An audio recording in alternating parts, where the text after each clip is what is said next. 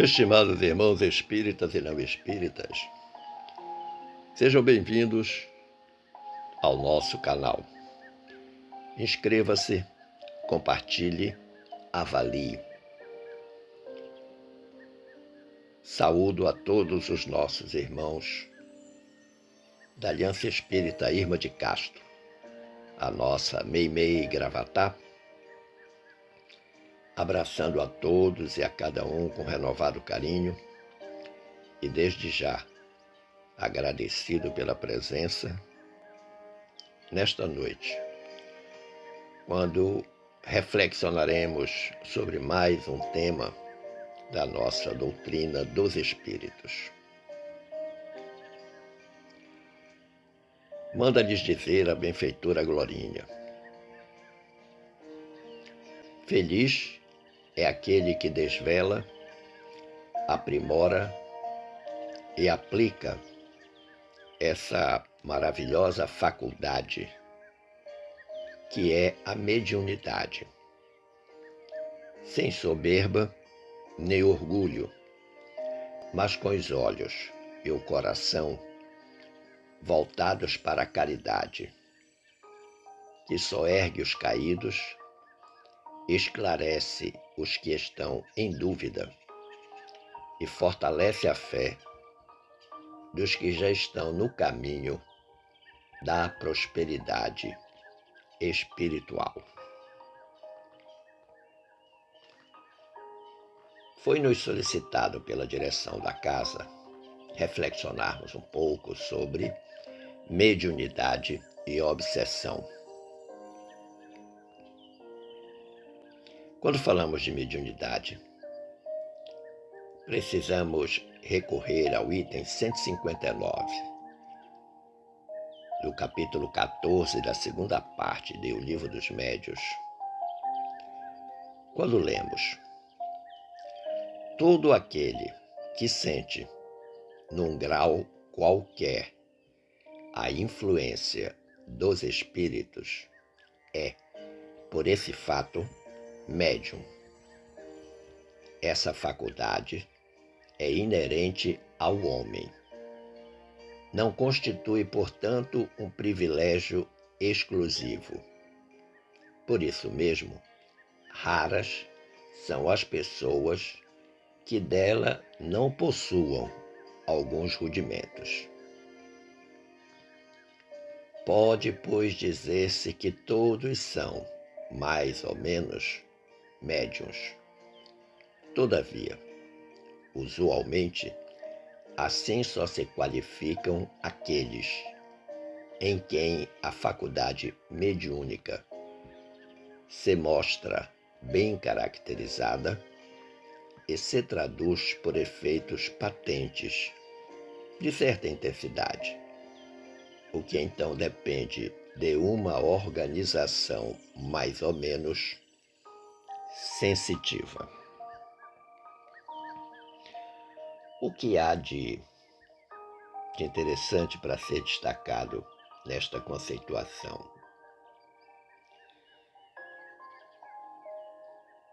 é que a influência dos espíritos, ela acontece em toda e qualquer criatura. Agora, é preciso que haja o chamado desenvolvimento mediúnico, que corresponde à percepção que cada criatura tem desta influência espiritual. Não se pode dizer que a mediunidade é característica de uma determinada raça, de um determinado povo, de um determinado tipo de pessoa, que acontece mais nesse ou naquele tipo. Razão pela qual está dito que todos são mais ou menos médium. Agora, a mediunidade é algo que, depois de descoberta, conferida, precisa ser estudada e desenvolvida. Eu, pessoalmente, considero a melhor explicação acerca da mediunidade, aquela que está apresentada pelo benfeitor Emmanuel na página 7 da obra Estudando a Mediunidade, a nós trazida pela mediunidade de Chico Xavier, que faz uma comparação extraordinária entre a mediunidade e uma cachoeira. O Emmanuel diz assim: a cachoeira é um espetáculo de beleza, guardando imensos potenciais de energia. Revela a glória da natureza. Destaca-se pela imponência e impressiona pelo ruído. Entretanto, para que se faça alicerce de benefícios mais amplos, é indispensável que a engenharia compareça, disciplinando-lhe a força. É então que aparece a usina generosa, sustentando a indústria, estendendo o trabalho, inspirando a cultura e garantindo o progresso. E ele prossegue: assim também a mediunidade. Como a queda d'água pode nascer em qualquer parte, não é patrimônio exclusivo de um grupo, nem privilégio de alguém. Desponta aqui e ali, adiante e acolá, guardando consigo revelações convincentes e possibilidades assombrosas. Contudo, para que se converta em manancial de auxílio perene, é imprescindível que a doutrina espírita lhe clareie as manifestações e lhe governe os impulsos. Só então se erige em fonte contínua de ensinamento e socorro, consolação e bênção. Eu considero esta comparação que o Emmanuel faz entre a mediunidade e uma cachoeira absolutamente perfeito. Você tem uma imensa queda d'água. Se você não disciplina essa queda d'água através da construção de uma barragem e de uma usina hidrelétrica, todo esse manancial de água será desperdiçado. A mesma coisa a mediunidade, ela precisa ser educada. Depois de detectada, ela precisa ser estudada, ser avaliada, ser treinada, ser reavaliada permanentemente. Porque, como diz o próprio Emmanuel, ela é ensinamento, socorro, consolação e bênção. Muitas pessoas dizem assim: eu gostaria de ser médium. Talvez até o seja, mas ainda não tenha atentado para reconhecer os sinais dessa mediunidade. Porque é fato que os espíritos estão permanentemente conosco. Não por acaso o apóstolo Paulo disse que somos todos rodeados por uma nuvem de testemunhas. A classificação da mediunidade, segundo Allan Kardec, é feita em dois grandes grupos: a mediunidade de efeitos físicos e a mediunidade de efeitos intelectuais. Nós vamos deixar para aprofundar esta classificação noutra oportunidade, em face do tempo disponível, considerando que esse tópico exige várias reflexões. Nós vejamos agora a segunda parte da reflexão, que é sobre a obsessão. No item 237 do livro dos Médiuns, nós lemos que a obsessão é o domínio que alguns espíritos logram adquirir sobre certas pessoas. Nunca é praticada senão pelos espíritos inferiores que procuram dominar a criatura. Olha que interessante. Domínio que alguns espíritos, que tipo de espíritos? Inferiores. Certas pessoas significa dizer que tem algumas que não serão dominadas, não serão obsidiadas. Por quê? Porque deve haver alguma razão no comportamento dessa criatura que impede ou dificulta a obsessão por parte dos espíritos inferiores. Quando se pensa na gênese da obsessão, obrigatoriamente precisa-se ler e reler o item 46 do capítulo 14 da obra A Gênese. Pois lá está escrito: assim como as enfermidades resultam das imperfeições físicas que tornam o corpo acessível às perniciosas influências exteriores, a obsessão decorre sempre de uma imperfeição moral que dá ascendência a um espírito mau. Então aí está o fator predisponente fundamental para a ocorrência da obsessão, a imperfeição moral. E considerando que todos nós, num grau maior ou menor, somos portadores de imperfeições morais, evidentemente que nós sofreremos ou poderemos sofrer o fenômeno da obsessão. Mas também é fato que muitos são obsidiados e não têm a menor ideia do que está acontecendo. Uns acreditam a má sorte, outros acreditam a inveja, outros acreditam a isso ou aquilo. E enquanto não houver o despertamento para que esta circunstância obsessiva é produto de espíritos inferiores e que que este assédio por parte dos espíritos se deve às imperfeições morais, muito provavelmente a criatura seguirá sendo obsidiada sem que tenha plena consciência disso. A obsessão, segundo Allan Kardec, se classifica em 3 grandes grupos: a obsessão simples, a fascinação e a subjugação.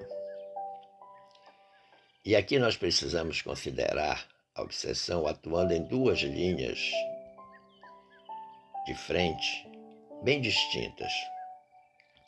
Aquela obsessão que ocorre nas pessoas em geral, muitas das quais não têm a menor ideia do que está ocorrendo, do que está acontecendo, e a obsessão que acontece nos médiuns, ostensivos ou não, especialmente nas atividades de prática ou reunião mediúnica.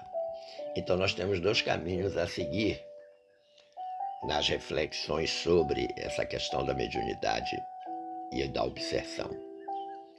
Ou nós optamos por refletir a circunstância que acontece nas pessoas de uma forma geral, ou nós pensamos na obsessão que acontece com os médiuns, aqueles que participam de reuniões mediúnicas. Por uma questão de tempo, nós vamos abordar a obsessão nas pessoas de uma forma geral. Em mim, você e todos os outros que estão aí, que obrigatoriamente não são médiuns, que participam, médiuns ostensivos ou não, que participam de práticas mediúnicas.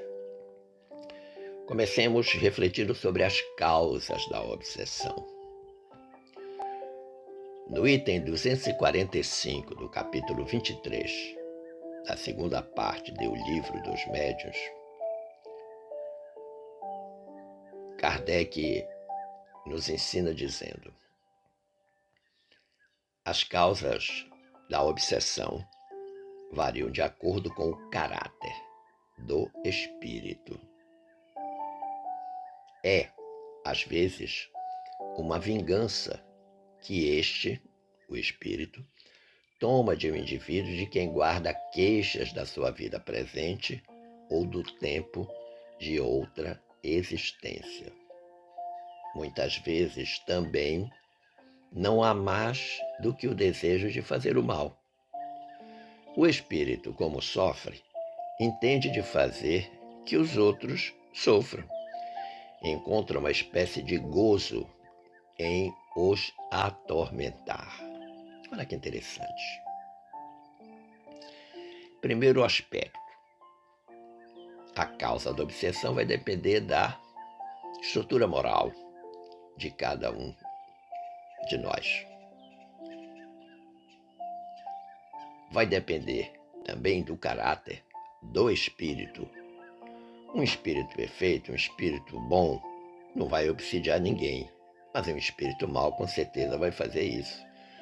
E o que não falta no plano espiritual são espíritos maus, espíritos que ainda não conseguiram conquistar a plenitude do desenvolvimento espiritual. Geralmente, esses espíritos guardam alguma mágoa no indivíduo que vai ser obsidiado, ou dessa existência, de uma existência anterior, de uma vida passada. Noutras vezes, não há essa causa, ou seja, ele não tem essa mágoa, mas ele simplesmente gosta de fazer o mal. Como ele sofre, ele quer ver todo mundo sofrendo. E aí obsidia, claro, ele vai obsidiar aquele com quem haja afinidade. Afinidade de sentimentos, de valores, de ideias. Aquele cujas imperfeições estão muito punjantes. Alguém que pratica a caridade, alguém que exerce a sua religiosidade com elevada estatura, muito provavelmente não sofrerá esta ação obsessiva. Quando nós pensamos em fator predisponente da obsessão, nós não podemos fugir de uma causa ou de um fator essencial, que é a estatura moral do obsidiado. A estatura moral do obsidiado é considerado o principal fator da obsessão. Então significa dizer que se nós nos corrigimos nas nossas imperfeições, nos nossos defeitos, nós estaremos naturalmente interpondo uma barreira a esta ação obsessiva de espíritos inferiores. Pessoas que vivem envolvidas em pensamentos desalinhados em relação às leis divinas, pessoas que vivem divorciadas dos preceitos evangélicos de Jesus e que estão mergulhadas em sentimentos menos nobres, essas pessoas naturalmente criam um campo propício, favorável para a ação do obsessor. Eu considero que existem 3 modos de obsessão, de maneira didática para ficar melhor o entendimento. Aquele modo que eu chamo da obsessão direta e simples. O obsessor, o espírito mau, se sente atraído pela frequência vibratória do obsidiado. Então, o obsidiado vibra, pensa e sente coisas equivocadas. Tem pensamentos desalinhados em relação às leis divinas. As ações do obsessor, nesse caso da obsessão direta e simples, são apenas para incomodar o obsidiado, levando ele geralmente a estados de raiva, de aborrecimento, que aí favorecem uma ação mais eficaz e efetiva. Ou seja, quanto mais a criatura vai se estressando, ficando aborrecida, ficando com raiva, praguejando, mais o espírito mal incomoda. Nós temos outro modo de obsessão, que é o direto e complexo, ou obsessão direta e complexa. Nesse caso, o obsessor se locupleta das ações no mal praticadas pelo obsidiado. E aí acontece um processo que todos nós conhecemos como vampirização de obsessores. Vampirização nada mais é do que a ação do obsessor naquelas pessoas que têm um vício muito forte. Viciados em drogas, viciados em álcool, viciados em sexo, viciados em mentira, viciados em falsidade. Qualquer que seja uma dessas questões, se a criatura está permanentemente alimentando esse vício, aí o obsessor chega e vampiriza. Ou seja, se for um obsessor que goste de droga, ou que goste de álcool, ou que goste de sexo, ele cola ali na criatura e vai sorvendo naturalmente o prazer do álcool, da droga, do sexo, porque ele é viciado naquilo, tanto quanto a criatura encarnada. O outro modo de obsessão é a obsessão indireta, em que o obsessor se utiliza de terceiros para incomodar o obsidiado. O obsessor é meu, mas ele não atua diretamente sobre mim. Ele escolhe uma pessoa que está ligada a mim, geralmente um familiar ou um grande amigo, e vai fazer com que esta criatura me incomode. É muito comum esse tipo de obsessão no ambiente familiar. O obsessor do marido atua na esposa, sobre a esposa, e faz com que ela irrite o marido, e vice-versa. O obsessor da esposa atua no marido e faz com que ele irrite a esposa. Isso ocorre entre irmãos, ocorre entre pais e filhos, com sogros, cunhados, primos. E quando ela sai pela porta da casa, geralmente ela encontra os vizinhos e os amigos. Não raras vezes também acontece no ambiente de trabalho. É muito comum no ambiente de trabalho ter uma ou duas criaturas que você não sabe por quê te perseguem tanto, te incomodam tanto, te fazem tanto mal, e na realidade o teu obsessor está se valendo dessas criaturas. Quem sabe até porque você já teve alguma dificuldade numa vida passada com ela, ou até na vida presente, e eles influenciam a criatura para criar dificuldades, tristeza, aborrecimento para você. O nosso querido e saudoso Chico Xavier, na sua obra O Evangelho de Chico Xavier, o próprio encarnado, ensina-nos na lição número 33. 33 foi a idade em que Jesus desencarnou. O que é que o Chico diz? A obsessão nem sempre é o mal que imaginamos. Foi através do problema obsessivo de uma de minhas irmãs, que ficou completamente restabelecida, que cheguei ao conhecimento do Espiritismo. De tudo, diz o Chico, precisamos saber extrair o melhor. Sempre que enfrentamos em família este ou aquele problema, necessitamos saber decifrar a mensagem que a vida está nos enviando em código. Olha que interessante. Então, muitas vezes, essas circunstâncias obsessivas em família, elas vêm como uma mensagem, o que o Chico aqui chama de código. É um alerta, é um sinal que a espiritualidade está nos dando de que algo está errado, está equivocado, precisa ser corrigido. Ele aqui cita o exemplo de uma irmã dele que sofreu muito pelo problema da obsessão, que foi exatamente quando ele começou lá a sua atividade no Espiritismo, quando tinha aproximadamente 17 anos. Quando se pensa em tratamento da obsessão espiritual, a doutrina dos espíritos nos ensina que existem duas formas de tratamento.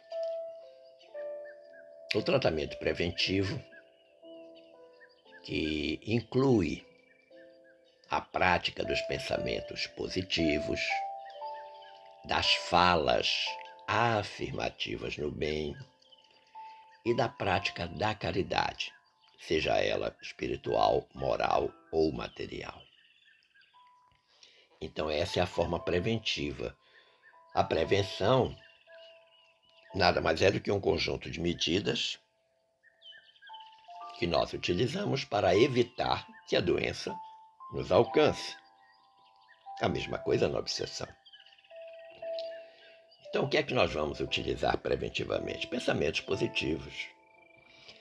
Existem pessoas que permanentemente têm aqueles pensamentos enviesados sobre si mesma, sobre as pessoas, sobre as circunstâncias, estão sempre vendo o lado ruim dos fatos, nunca conseguem visualizar as coisas boas das circunstâncias que lhes cercam.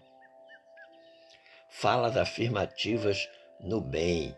Nós devemos sempre pronunciar palavras, dizer frases que sejam de elevado cunho ou teor espiritual, que sejam para colocar as pessoas para cima. Veja, por exemplo, muitas criaturas são viciadas em falar palavrões. Qualquer coisa sempre coloca 1, 2, 3, 10 palavrões. Isso cria uma circunstância absolutamente enegrecida, né, que atrai muito espíritos inferiores que, inclusive, quando estavam encarnados, também procediam dessa forma. Nós precisamos, essa fala afirmativa no bem, nós precisamos, com isso, elevar o sentimento das pessoas. Ver as coisas da vida com o olhar pelas duas faces. Tem uma face ruim? Tem, mas tem uma face boa. Vou me preocupar com qual das duas? A face boa. Vou falar sobre ela. Muitas vezes existe uma situação adversa que é narrada e aí naturalmente as pessoas dizem: mas veja, apesar disso, aí apresenta o outro lado da moeda, que é o lado bom. E a prática da caridade como medida preventiva é absolutamente fantástica. A caridade espiritual para consigo mesmo, para com os outros, a caridade moral para com todos e a caridade material, que normalmente essa é a mais fácil de fazer, porque é mais fácil dar do que se tem do que dar do que se é.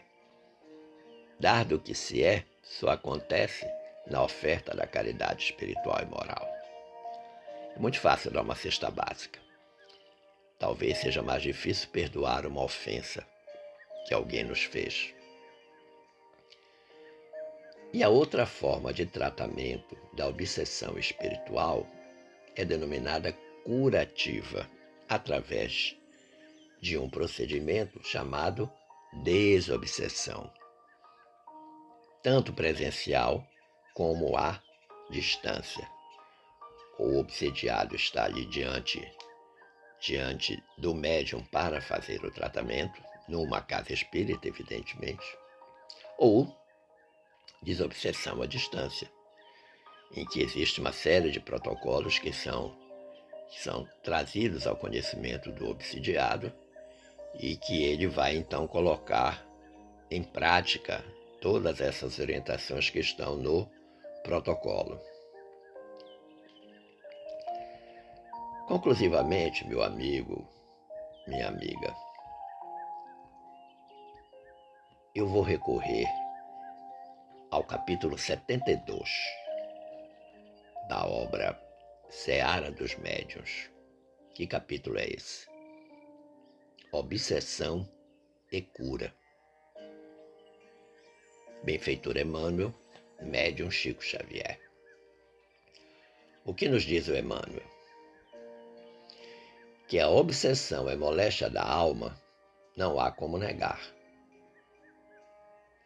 A criatura desvalida de conhecimento superior rende-se inerme à influência aviltante, como a planta sem defesa se deixa invadir pela praga destruidora, e surgem os dolorosos enigmas orgânicos que, muitas vezes, culminam com a morte.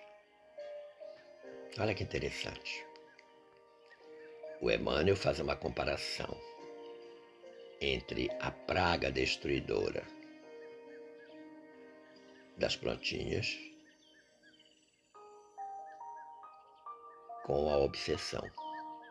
A obsessão é uma praga destruidora também.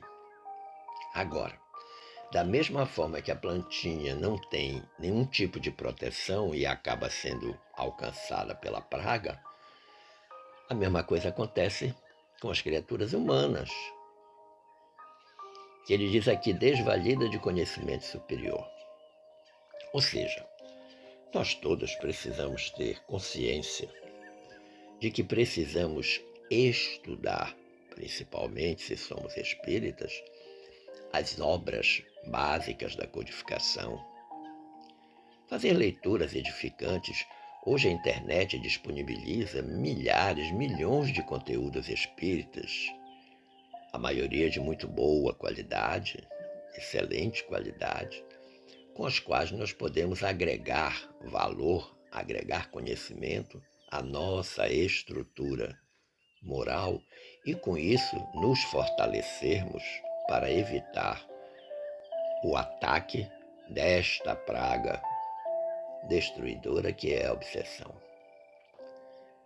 E aí o Emmanuel continua dizendo, dispomos, contudo, na doutrina dos Espíritos, à luz dos ensinamentos do Cristo, de verdadeira ciência curativa da alma, com recursos próprios, a solução de cada processo morboso, mórbido, da mente, removendo o obsessor do obsidiado, como o agente químico ou a intervenção operatória suprimem a enfermidade no enfermo, desde que, olha aí a condição, hein? Desde que os interessados se submetam aos impositivos do tratamento.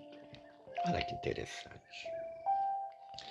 A gente sabe que existem pessoas que não gostam de médico, não gostam de tomar remédio, não gostam de hospital, e quando adoecem, resistem até onde pode de procurar a ajuda profissional competente, necessária, de seguir as prescrições que lhes são feitas, de tomar os remédios, de fazer os exames. E aí elas acabam adoecendo. E quando elas adoecem, e elas não gostam de médico, nem de consulta, nem de exame, nem de remédio, o processo vai cada vez mais se agravando. Então, para cada doença existe um método diagnóstico, existe um método de tratamento, um método de cura. A medicina nos aponta isso. A mesma coisa para a questão da obsessão, considerada aí uma moléstia da alma, como diz o Emmanuel lá no capítulo 72 da obra Seara dos Médiuns. A própria doutrina dos espíritos traz muitas considerações sobre isso. Existe um livro específico para isso, que é o Livro dos Médiuns. Embora o assunto mediunidade seja encontrado em muitas outras obras. o Chico Xavier, o Manuel Filomeno de Miranda, estudiosos de larga escala em torno do assunto. Agora, é fato que se o obsidiado não quiser se tratar, não quiser resistir, não quiser desenvolver resistência para o processo obsessivo, ele vai cair.